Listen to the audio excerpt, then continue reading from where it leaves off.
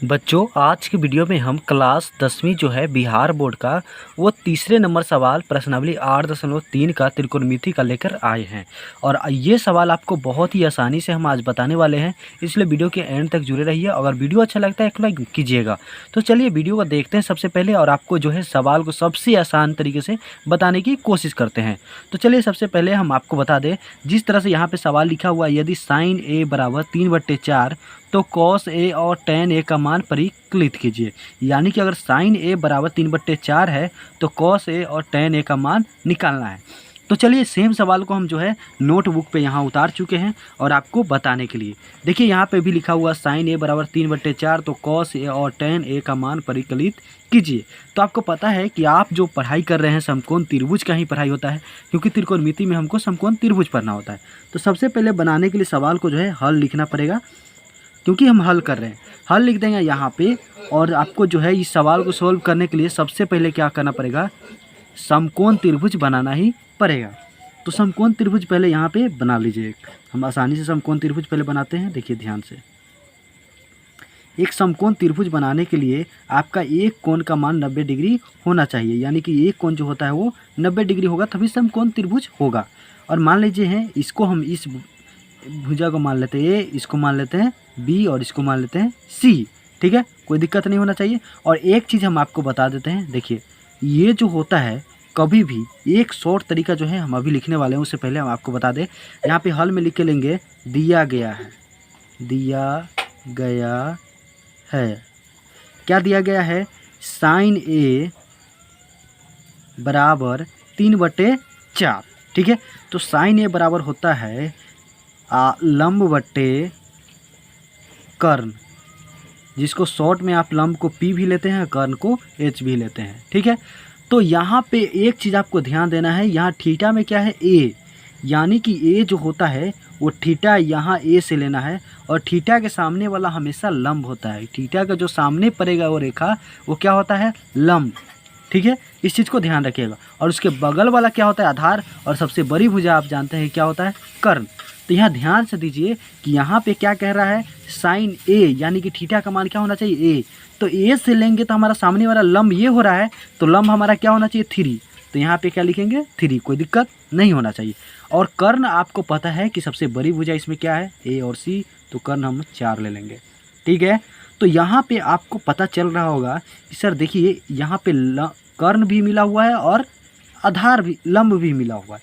तो आपको क्या निकालना है, यहाँ पे ए बी भुजा निकालना है। ठीक है, तो यहाँ पे आप लिख सकते हैं कि एक तरह से आप लिख सकते हैं कि ए बी बराबर जो होता है, यानी कि इसके भुजा जो है, ये कर्ण जो है, ये बड़ा वाला त्रिभुज भुजा जो है, इसके स्क्वायर और इसके स्क्वायर के बराबर होता है। ठीक है, यहाँ पे पाइथागोरस प्रमेय जो कहता है, आप एक बार इसको देख लीजिए।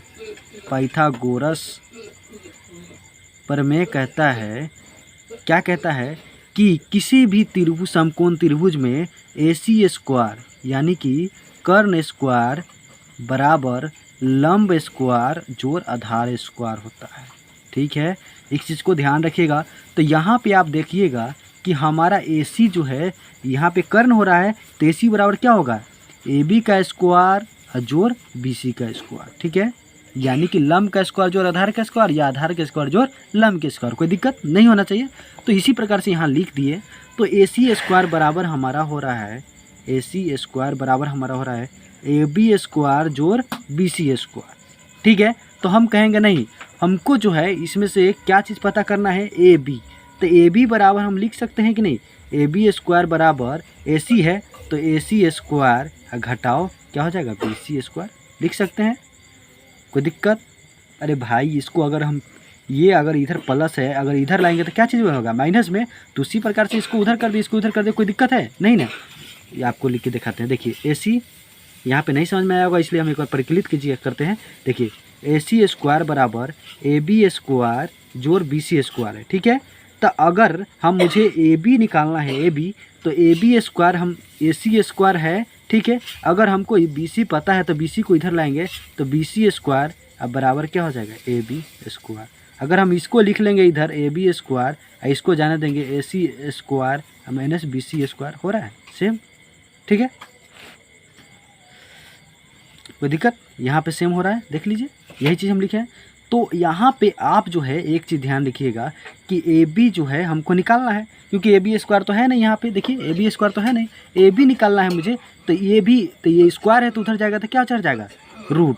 तो ए सी हमारा क्या है 4, तो 4 का स्क्वायर, अब बी सी हमारा क्या है 3, तो 3 का स्क्वायर, माइनस है बीच में तो माइनस लगा दिए, कोई दिक्कत? 4 का स्क्वायर करेंगे तो 16, 3 का स्क्वायर करेंगे तो 9, रूट है तो रूट 16 में से 9 जाएगा तो 7, 7 का कभी भी रूट नहीं होता है, इसलिए हम ये क्या हमारा निकल गया रूट 7। कोई दिक्कत नहीं होना चाहिए, प्रॉब्लम नहीं होना चाहिए, क्योंकि एकदम देख लीजिए आसानी से हम सवाल को आपको प्रकलित कर रहे हैं, समझा रहे हैं।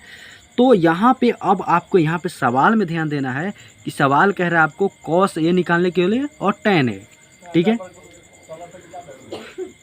तो कॉस ए बराबर क्या होगा आपका, होता है b/h, यानी कि क्या होता है आधार बटे कर्ण, ठीक है। तो यहाँ पे ध्यान दीजिएगा, तो कर्ण ए से लेना है, क्योंकि यहाँ पे देख रहे हैं ए है, थीटा का मान क्या है, तो सामने वाला क्या होता है हमारा लंब, ठीक है। तो आधार क्या हो जाएगा √7, कर्ण कभी भी नहीं बदलता है तो 4, ठीक है। और एक क्या पूछ रहा है आपका tan ए, तो tan ए बराबर, tan क्या होता है, tan ए बराबर होता है लंब बटे आधार, यानी कि p/b, इसको जिसको कहते हैं p बराबर क्या होगा लंब, और b को क्या कहते हैं आधार। तो ठीक है, देखिए थीटा क्या होना चाहिए हमारा a, थीटा क्या होना चाहिए हमारा a, थीटा हमारा a होना चाहिए। तो a से लेंगे तो हमारा लंब क्या रहेगा 3, और आधार क्या हो जाएगा आपका √7, ठीक है। ये आपका आंसर हो गया ये।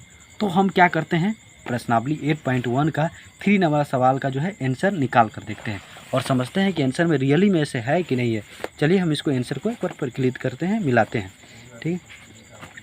चलिए हम 8.1 का सवाल था 3 नंबर, 8.1 का 3 नंबर देखिए √7/4, √7/4 देख रहे हैं।